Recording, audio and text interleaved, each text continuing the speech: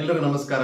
ಚಿಂತನ academy YouTube ಚಾನಲ್ಗೆ ಹಾರ್ದಿಕ ಸ್ವಾಗತ. ನಾನು ಅಭಿಷೇಕ್ ಮೇತ್ರಿ. ಇವತ್ತಿನ ದಿನ ನಾವು ಸಾಮಾನ್ಯ ಅಧ್ಯಯನದ ತಯಾರಿ ಹೇಗೆ ಅಂತ ಅಂತ ನಾವು ತಿಳ್ಕೊಳ್ಳೋಣ.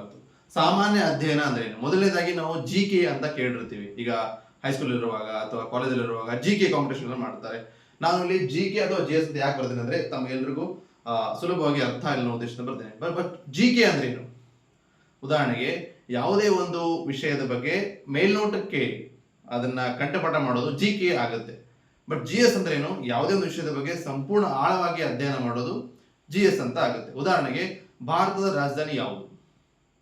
ನವದೆಹಲಿ ಅಂತ ಕರಿತೀವಿ ನಾವು. ಇದು ಏನು? ಕೆ. ಬಟ್ ಭಾರತ ರಾಜಧಾನಿ ನವದೆಹಲಿ ಯಾಕಾಯ್ತು, ನವದೆಹಲಿ ಬಿಟ್ಟು ಬೇರೆ ಯಾಕೆ ಮಾಡ್ಲಿಕ್ಕೆ ಆಗ್ಲಿಲ್ಲ ಅನ್ನೋದ್ರ ಬಗ್ಗೆ ಏನು ಸಂಪೂರ್ಣ ತಿಳ್ಕೊಳ್ತೀವಲ್ಲ, ಅದು ಎಸ್ ಸಾಮಾನ್ಯ ಅಧ್ಯಯನ ಅಂತ ಕರಿತೀವಿ.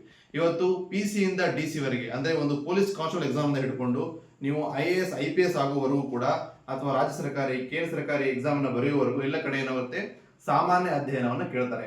ಆ ಸಾಮಾನ್ಯ ಅಧ್ಯಯನ ತಯಾರಿ ಹೇಗೆ ಮಾಡೋದು ಅಂತ ತುಂಬಾ ಜನರಿಗೆ ಗೊತ್ತಿಲ್ಲ. ಆದ್ರಿಂದ ತುಂಬಾ ಜನ ಪರೀಕ್ಷೆಯಲ್ಲಿ ಇಡುವುದನ್ನ ನೋಡಿರ್ತೀವಿ ನಾವು. ಅದಕ್ಕೋಸ್ಕರ ಇವತ್ತು ಆ ತಯಾರಿನ ಹೇಗೆ ಮಾಡೋದು ಅನ್ನೋದನ್ನ ತುಂಬಾ ಶಾರ್ಟ್ ಆಗಿ ಕ್ರಿಸ್ಪವಾಗಿ ಹೇಗೆ ಏನು ನೇರ ದಿಟ್ಟ ನಿರಂತರವಾಗಿ ನಾವು ಏನು ತಯಾರಿನ ಹೇಗೆ ಮಾಡೋದು ಅಂತ ತಿಳ್ಕೊಳ್ಳೋಣ ಇವತ್ತು. ಬನ್ನಿ ಹಾಗಾದ್ರೆ ಶುರು ಮಾಡೋಣ.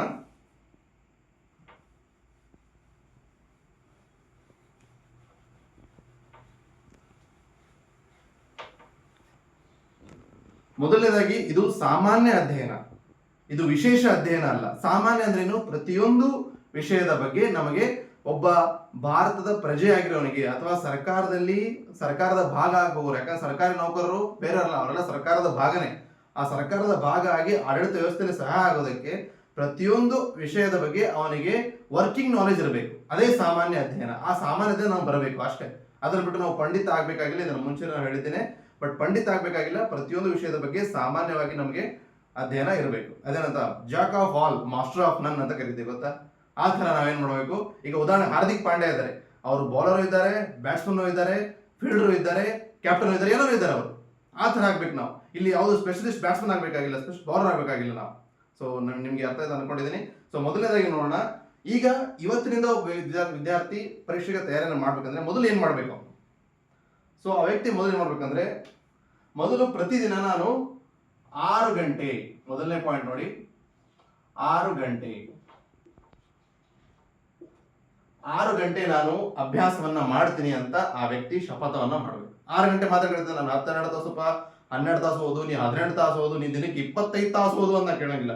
ಬರೇ 6 ತಾಸು, 6 hours of study every day. ನೀವು ಇದನ್ನ ಮನೆಯಲ್ಲಿ ಗೃಹಿಣಿಯರು ಕೂಡ 6 ಗಂಟೆ ಅಭ್ಯಾಸ ಮಾಡ್ಬೋದು. ಕೆಲಸ ಮಾಡ್ಕೊಂಡು ಎಲ್ಲೋ ನಾವು ಜಾಬ್ ಬರ್ತೀನಪ್ಪ, ಅವರು 6 ಗಂಟೆ ಮಾಡ್ಬೋದು. ನಾ ಹೊಲದಾಗ ಮುಂಜಾನೆ ಸಂಜೆ ಮಟ್ಟ ಹಾಳಾಗಿ ಕೆಲಸ ಮಾಡ್ತೇನೆ ರೀ, ಅವನು 6 ಗಂಟೆ ಓದ್ಬೋದು. 6 ಗಂಟೆ ಯಾರಾದ್ರೂ ಓದ್ಬೋದು. 6 ಗಂಟೆ ನೀವು ಓದ್ಲೇಬೇಕು. 6 ಗಂಟೆ ಅಟ್ಲೀಸ್ಟ್ 5 ಗಂಟೆ ಓದ್ಲೇಬೇಕು ನೀವು. ಬಟ್ ನಾ 6 ಗಂಟೆ ಹೇಳ್ತಾ ಇದ್ದೀನಿ, ಯಾಕೆಂತ ನೀವು ಮುಂದೆ ಹೇಳ್ತೇನೆ. ಓಕೆ, ಮೊದಲನೇದಾಗಿ 6 ಗಂಟೆ ನಾವು ಓದ್ಬೇಕು. ಇನ್ನು ಎರಡನೇದಾಗಿ 6 ಗಂಟೆ ಎಲ್ಲ ಏನೇನು ಮಾಡ್ಬೇಕು? ನಾವು ಈ ಮುಂಚೆ ಹೇಳಿದ್ದೀನಿ ನಿಮ್ಗೆ, ಅರ್ಧ ಗಂಟೆ ಏನ್ ಮಾಡ್ಬೇಕು ನೀನು? ಕನ್ನಡ ದಿನಪತ್ರಿಕೆನ ಓದ್ಬೇಕು. ಯಾಕೆ ಓದ್ಬೇಕಂದ್ರೆ ಇವತ್ತು ಪ್ರತಿ ಎಕ್ಸಾಮ್ ಅಲ್ಲಿ ಕನ್ನಡದ ಮೂಲ ಅಂಶಗಳು ಬರುತ್ತೆ. ಅಂದ್ರೆ ಕನ್ನಡ ಬರೆಯೋದು ಹೇಗೆ, ಓದೋದು ಹೇಗೆ, ಒತ್ತಕ್ಷರ ಹೇಗೆ ಕೊಡಬೇಕು, ಎಲ್ಲಿ ದೀರ್ಘಾಕ್ಷರ ಕೊಡಬೇಕು. ನಮ್ಗೆ ಗೊತ್ತೇ, ನಮ್ಗೆ ಅನ್ಸುತ್ತೆ ಕನ್ನಡ ಏನ್ ಬಿಡು, ನನ್ನ ಮಾತೃಭಾಷೆ ಹೆಂಗ್ ಬೇಕಾದ್ರೆ ಬರೀತೀನಿ, ಓದ್ತೀನಿ ಅಂತೇಳಿ. ಬಟ್ ಯಾವಾಗ ನೀವು ಕ್ವಶನ್ ಪೇಪರ್ ತೆಗೆದು ನೋಡ್ತಿರಲ್ಲ, ಅವಾಗ ಗೊತ್ತಾಗುತ್ತೆ ನಿಮಗೆ ಎಲ್ಲಿ ದೀರ್ಘ ಇದೆ, ಎಲ್ಲಿ ಬರೆಯೋದು ಗೊತ್ತಾಗೋದಿಲ್ಲ ನಿಮಗೆ. ಸೊ ಅದಕ್ಕೋಸ್ಕರ ಪ್ರತಿದಿನ ದಿನಪತ್ರಿಕೆನ ಓದ್ಬೇಕು. ಓಕೆ, ಇದು ಕನ್ನಡ ದಿನಪತ್ರಿಕೆ ಓದ್ಬೇಕು. ಇನ್ನು ಮೂರನೇದು, ಅರ್ಧ ಗಂಟೆ ನೀವೇನ್ ಮಾಡಬೇಕು? ಆಂಗ್ಲ ದಿನಪತ್ರಿಕೆನ ಓದ್ಬೇಕು. ಇದರಿಂದ ಕೂಡ ಇಂಗ್ಲಿಷ್ ನಾಲೆಜ್ ಕೂಡ ಜಾಸ್ತಿ ಆಗುತ್ತೆ. ಮತ್ತೆ ಇವೆರಡೂ ಓದೋದ್ರಿಂದ ಏನಾಗುತ್ತೆ ಹೇಳ್ರಿ? ನಿಮ್ಮ ಪ್ರಚಲಿತ ಘಟನೆಗಳ ಮೇಲೆ ಏನಿರುತ್ತೆ ಅದ್ರ ಮೇಲೆ ನಿಮಗೆ ಹಿಡಿತ ಚೆನ್ನಾಗಿ ಬರುತ್ತೆ. ಪ್ರಚಲಿತ ಘಟನೆಗಳು ಮ್ಯಾಗ್ಝಿನ್ ಓದ್ತೀನಿ ಸರ್, ನಂಗೆಲ್ಲ ಬರ್ತದೆ, ನೀ ಮ್ಯಾಗ್ಝಿನ್ ಓದಪ್ಪ ಬೇಡ ನಂಗಿಲ್ಲ. ಬಟ್ ಪ್ರತಿ ದಿವಸ ನೀನು ನ್ಯೂಸ್ ಪೇಪರ್ ಓದೋದ್ರಿಂದ ಅಪ್ಡೇಟೆಡ್ ಇರ್ತೀನಿ. ಪ್ರತಿ ದಿವಸ ಏನ್ ನಡೀತದ, ಏನ್ ಆಗತ್ತದ. ನೀವು ಯಾವಾಗ ಒಂದು ತಿಂಗಳು ಆದ್ಮೇಲೆ ನೀವು ಯಾವಾಗ ಮಂತ್ಲಿ ಮ್ಯಾಗ್ಝಿನ್ ಬರ್ತೈತಲ್ಲ, ಅವಾಗ ನೀನು ಈ ನಾಲೆಜು ಆ ನಾಲೆಜ್ ನಿನ್ಗೆ ಇನ್ನೂ ಸ್ವಲ್ಪ ಚೆನ್ನಾಗಿ ಅರ್ಥ ಆಗ್ತಾ ಮಜಾ ತಗೋಬೇಕು. ಏನೇ ಮಾಡಿದ್ರು ಅವಾಗ ಮಜಾ ತಗೋಬೇಕು, ಅದು ಮುಖ್ಯ ಐತಿ. ಸೊ ಪ್ರತಿದಿನ ನ್ಯೂಸ್ ಪೇಪರ್ ಓದ್ರಿ ಅಂದ್ರೆ ನೀವು ಮಜಾ ಬರ್ತದೆ. ಓಕೆ, ನೆಕ್ಸ್ಟ್ ನಾಲ್ಕನೇದು 6ರಿಂದ 10ನೇ ತರಗತಿಯ ವಿಜ್ಞಾನ ಪುಸ್ತಕಗಳನ್ನ ಓದಬೇಕು. ಆಮೇಲೆ 5ನೇ ಪಾಯಿಂಟ್ ನೋಡ್ರಿ, 6ರಿಂದ 12ನೇ ತರಗತಿ ಸಮಾಜ ವಿಜ್ಞಾನ ಪುಸ್ತಕಗಳನ್ನ ಓದಬೇಕು. ಯಾಕೆ 6ರಿಂದ 10ನೇ ವಿಜ್ಞಾನ, ಯಾಕ್ರದ 12ನೇ ಇಲ್ಲ? ಯಾಕಂದ್ರೆ 11, 12 ಏನದಲ್ಲ ವಿಜ್ಞಾನ ಅದು ಕಷ್ಟ ಇರ್ತೈತಿ, ಸ್ವಲ್ಪ ಸ್ಪೆಷಲೈಸ್ಡ್ ಆಗುತ್ತೆ. ಮತ್ತೆ ಯಾರು ಆರ್ಟ್ಸ್ ಮತ್ತೆ ಕಾಮರ್ಸ್ ಬ್ಯಾಕ್ಗ್ರೌಂಡ್ ಸ್ಟೂಡೆಂಟ್ಸ್ ಇರ್ತಾರ ಅವರಿಗೆ 11 ಮತ್ತು 12ನೇ ತರಗತಿ ವಿಜ್ಞಾನ ಕಷ್ಟ ಆಗುತ್ತೆ. ಅದಕ್ಕಂತ ಹೇಳಿ ಎಕ್ಸಾಮ್ ಕ್ವಶನ್ ಪೇಪರ್ ಸೆಟ್ ಮಾಡೋದು ಶಾಣೆ ಅದಾರ. ಅವ್ರು 10ನೇ ಮಟ್ಟ ಮಾತ್ರ ವಿಜ್ಞಾನ ಕೇಳ್ತಾರ. 6ರಿಂದ 12ನೇ ಸಮಾಜ ವಿಜ್ಞಾನ. ಸಮಾಜ ಅಂದ್ರೆ ಅಲ್ಲಿ ಇತಿಹಾಸ ಬರುತ್ತೆ, ಅದರಲ್ಲಿ ಭೂಗೋಳ ಬರುತ್ತೆ, ಅದರಲ್ಲಿ ಅರ್ಥಶಾಸ್ತ್ರ ಬರ್ತದ, ಅದರಲ್ಲಿ ರಾಜ್ಯಶಾಸ್ತ್ರ ಬರ್ತದ, ಆಮೇಲೆ ಈ ತರ ಸಮಾಜಶಾಸ್ತ್ರನೂ ಕೂಡ ಸ್ವಲ್ಪ ಮಟ್ಟಿಗೆ ಕೇಳ್ಬೋದು. ಇವೆಲ್ಲಗಳನ್ನ ನಾವು ತಯಾರಿಯನ್ನ ಮಾಡ್ಕೊಳ್ಬೇಕಾಗತ್ತೆ. ಈ ನಿಟ್ಟಿನಲ್ಲಿ ತಾವೆಲ್ಲರೂ ಚಿಂತನೆಯಲ್ಲಿ ಇದಕ್ಕಿಂತ ಮುಂಚೆ ನೀವೇನ್ ಮಾಡ್ಬೇಕಂದ್ರೆ